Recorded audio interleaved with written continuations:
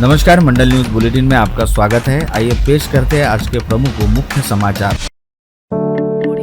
करीब 245 करोड़ की लागत वाले सफाई ठेके की निविदा प्रक्रिया के तहत आज अमरावती मनपा में फाइनेंशियल बीट खोली गई, जिसके बाद यह जानकारी सामने आई कि फाइनेंशियल बीट की रेस में शामिल 3 कंपनियों में से मुंबई की कोणार्क कंपनी ने पूरे शहर से कचरा संकलित करते हुए उसे अकोली व सुकली परिसर स्थित कंपोस्ट डिपो तक पहुंचाने हेतु 5,400 रुपए प्रति टन का रेट कोट किया। वही सफाई ठेके की रेस में रहने वाली कर्नाटक की पी गोपीनाथन रेड्डी कंपनी द्वारा 7,627 रुपए व नागपुर की अर्बन एनवायरो कंपनी द्वारा 7,353 रुपए प्रति टन का रेट अपने निविदा प्रस्ताव में दिया गया है, जिसके चलते सबसे कम रेट देने वाली कोणार्क इंफ्रा कंपनी इस निविदा प्रक्रिया में लोएस्ट वन यानी L1 साबित हुई है, जिसका इस सफाई ठेके के काम पर दावा मजबूत हुआ है। हालांकि फिलहाल अमरावती शहर की साफ सफाई के मुद्दे को लेकर नागपुर हाईकोर्ट के सामने मामला विचाराधीन है। ऐसे में उस मामले का निपटारा होने तक वर्क ऑर्डर का काम प्रलंबित रहेगा। साथ ही सफाई ठेके हेतु अमल में लाई गई निविदा प्रक्रिया की पूरी जानकारी मनपा प्रशासन द्वारा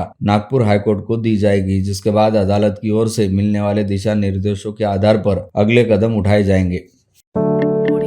महापालिका के आगामी जनवरी में संभावित आम चुनाव के लिए जातिगत और महिला आसनों के आरक्षण का ड्रॉ खुलने में अब 15 से 16 घंटे के ही शेष रह गए। ऐसे में इच्छुकों की दिलों की धड़कन तेज हो जाने का दावा कर जानकारों ने बताया कि महापालिका के डॉक्टर बाबा साहेब आम्बेडकर में कल बुधवार 11 बजे से शुरू होने वाली समस्त प्रक्रिया पर सभी की निगाहें लगी है। मनपा के चुनाव विभाग ने बताया कि 15 अधिकारियों को आरक्षण ड्रॉ के लिए मुकर्रर किया गया। उसी प्रकार मनपा शालाओं के नन्हे मुन्ने 5 बच्चे आरक्षण की लॉटरी निकालेंगे।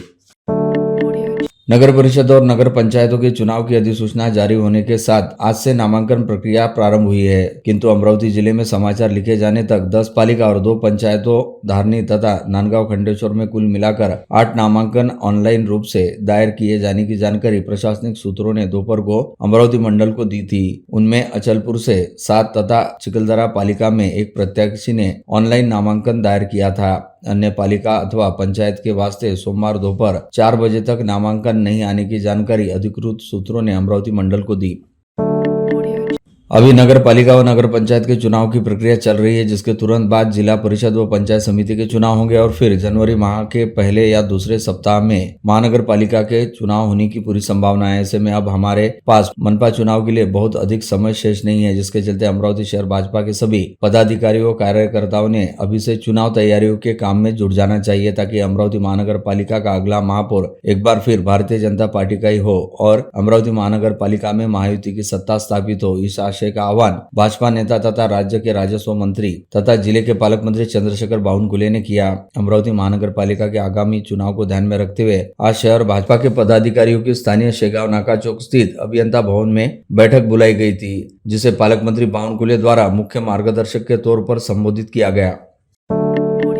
अभियंता भवन में आयोजित भाजपा के पदाधिकारी सम्मेलन के दौरान कई अन्य दलों के पदाधिकारियों ने भी अपने राजनीतिक दलों को छोड़ते हुए पालक मंत्री बावनकुले की उपस्थिति के बीच भाजपा में प्रवेश कर लिया, जिसमें अजित पवार गुटवाली राकापा की महिला शहराध्यक्ष शोभना देशमुख तथा छाया कथलकर व संजय कथलकर के साथ ही मनसे के पश्चिम विदर्भ विद्यार्थी आघाड़ी प्रमुख भूषण फरतोड़े तथा शिंदे गुट के नेता नानकराम नेबनानी के भतीजे देव नेबनानी का प्रमुख तौर पर समावेश रहा। इन सभी पदाधिकारियों ने आज अपने समर्थकों के साथ भाजपा में अधिकृत तौर पर प्रवेश किया। प्रहार पार्टी के मुखिया व पूर्व मंत्री बच्चू कडू तथा भाजपा नेता व राज्य के जल संपदा मंत्री राधाकृष्ण विखे पाटिल के बीच इस समय जमकर शाब्दिक विवाद चल रहा है, जिसके तहत जहां पूर्व मंत्री बच्चू कडू ने मंत्री विखे पाटिल की गाड़ी फोड़ने वाले को 1 लाख रुपए का इनाम देने की घोषणा की थी, वही अब विखे पाटिल समर्थक रहने वाले भाजपा के ओबीसी नेता दादा साहब सोनमाली ने खुला ऐलान किया कि जो भी व्यक्ति पूर्व मंत्री बच्चू कडू के मुंह पर कालिक पोतेगा उसे 2 लाख रुपए का इनाम दिया जाएगा। ऐसे में अब सभी की निगाहें इस बात की ओर लगी है कि अब इसे लेकर प्रहार पार्टी की ओर से कैसी व कौन सी प्रतिक्रिया आती है। भारतीय जनता पार्टी कार्यालय अकोला में उपेंद्र कोटेकर तथा प्रदेश महासचिव तथा विधायक रणधीर सावरकर की मुख्य उपस्थिति में दरियापुर तथा अंजनगांव सुरजी के कार्यकर्ताओं की नगर परिषद चुनाव के संदर्भ में बैठक हुई। इस बैठक में विधायक प्रकाश भारसागले को नगर परिषद दरियापुर निर्वाचन के लिए प्रभारी के तौर पर नियुक्त किया गया। भारसागले की इस पद पर नियुक्ति की घोषणा उपेंद्र कोटेकर इन्होंने की तथा भारसागले के प्रभारी बनने पर उन्हें शुभकामनाएं भी दी। इस मौके पर जिला महामंत्री गोपाल चंदन तथा भारत शुक्ला को सहयोगी की भूमिका दी गई।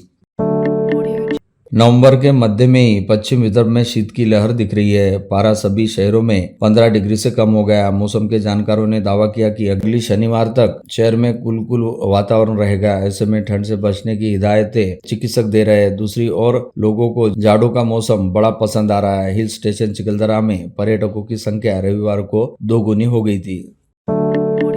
प्रहार जनशक्ति पक्ष ने शहर में खुलेआम अवैध रूप से गावरानी और देशी शराब के अवैध कारोबार पर तत्काल अंकुश लगाने की मांग की है। इस बारे में आज दोपहर मराठी पत्रकार भवन में आयोजित प्रेस वार्ता में महानगर प्रमुख बंटी रामटेके और अन्य ने ड्रग्स जैसे विशेष दस्ते के गठन कर अवैध कारोबार पर पूरी तरह रोक लगाने की मांग बुलंद की। उन्होंने बताया कि प्रहार ने मुख्यमंत्री और पालक मंत्री सहित जिला प्रशासन को इस बारे में 2 पेज का विस्तृत निवेदन दिया है।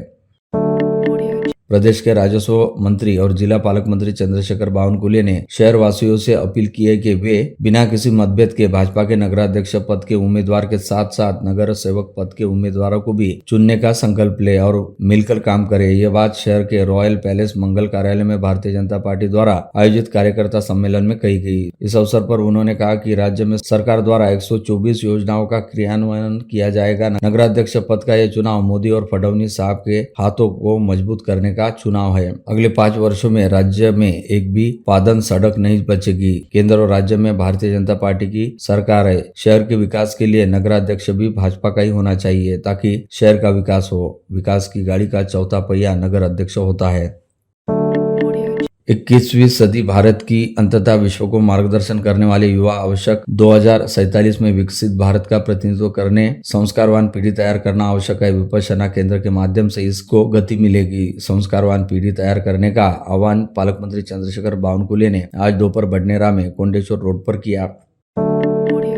भारत स्वाभिमान व पतंजलि योग समिति की ओर से स्थानीय सांस्कृतिक भवन में विशाल कार्यकर्ता सम्मेलन सांसद डॉक्टर अनिल बोंडे और विधायक रवि राणा की प्रमुख उपस्थिति में किया गया। कार्यक्रम की शुरुआत पतंजलि योगपीठ हरिद्वार के मुख्य केंद्रीय प्रभारी पूज्य स्वामी परमार्थ देवजी साहिब के आशीर्वाद से की गई। दीप प्रज्वलन कर संतों तथा पतंजलि परंपरा के विचारों का गौरव किया गया। सांसद बोंडे ने इस समय कहा कि योग से भारत योगी बन जाएगा। योग क्रांति देश को सुदृढ़ बनाएगी। उन्होंने कहा कि आज योग घर घर पहुंचाने तथा देश को मजबूत करने के स्वामी रामदेव अथक परिश्रम कर रहे हैं। स्थानीय साईनगर प्रभाग में स्थित शिव शक्ति नगर व गणेश विहार नंबर 2 में खुली जगह पर साकार होगा 1 करोड़ की लागत से बैडमिंटन हॉल, जिसका विधिवत भूमि पूजन साईनगर प्रभाग के पूर्व पार्षद व मनपा स्थायी समिति के पूर्व सभापति भाजपा नेता तुषार भारती के हस्ते किया गया। तुषार भारती की संकल्पना से बैडमिंटन खेल के प्रति शालेय छात्रों में रुचि निर्माण होगी। पार्थ पवार पर जमीन घोटाला मामले में कांग्रेस नेता और पूर्व मंत्री एडवोकेट यशोमती ठाकुर ने राज्य के मुख्य उप मुख्यमंत्री अजित पवार के साथ साथ मुख्यमंत्री देवेंद्र फडणवीस से भी इस्तीफे की मांग की है। उल्लेखनीय है कि पार्थ पवार की एमडीआ कंपनी पर पुणे में 1800 करोड़ रुपए की जमीन को 300 करोड़ रुपए में खरीदने का आरोप लगाया है। आरोप यह भी है कि इस सौदे में स्टैंप ड्यूटी में भी घोटाला करते हुए राजस्व को नुकसान पहुंचाया गया। भारत स्वाभिमान व पतंजलि योग समिति की ओर से स्थानीय सांस्कृतिक भवन में विशाल कार्यकर्ता सम्मेलन का आयोजन विधायक रवि राणा की प्रमुख उपस्थिति में किया गया। कार्यक्रम की शुरुआत पतंजलि योग हरिद्वार के मुख्य केंद्रीय प्रभारी पूज्य स्वामी परमार्थ देवजी महाराज के आशीर्वाद से की गई और दीप प्रज्वलन कर संतों तथा पतंजलि परंपरा के विचारों का गौरव किया गया। विलासनगर हिंदू स्मशान संस्था के अध्यक्ष तथा शहर के प्रसिद्ध समाजसेवी अशोक बसेरिया ने कहा कि इस स्मशान भूमि में सभी प्रकार की दाह संस्कार व अंतिम क्रिया की सुविधाएं उपलब्ध कराई गई है। जन सहयोग से यह संभव हुआ है। कोई भी यहाँ अंतिम संस्कार के लिए पार्थिव ला सकते हैं। इसे आदर्श स्मशान भूमि के रूप में विकसित करने का कार्य चल रहा है। महीने सवा महीने में इस क्षेत्र में भी संस्था की दुकान प्रारंभ हो जाएगी, जहाँ अंतिम संस्कार की समस्त सामग्री उपलब्ध होगी। नागपुर से लालखड़ी अमरावती रोड से गोवंश का गैर कानूनी यातायात करने वाले ट्रक के बारे में तलेगांव श्यामजी पंथ के बजरंग दल और विश्व हिंदू परिषद कार्यकर्ताओं को आज तड़के 3:30 बजे जानकारी मिलते ही तुरंत पुलिस को सूचित कर ट्रक पकड़वाया गया। ट्रक में ठूसकर भरे गए 38 गोवंश जब्त किए गए। उन्हें उक्त कार्यकर्ताओं ने गोकुलम गौरक्षण संस्था नांदुरा में ले जाया गया।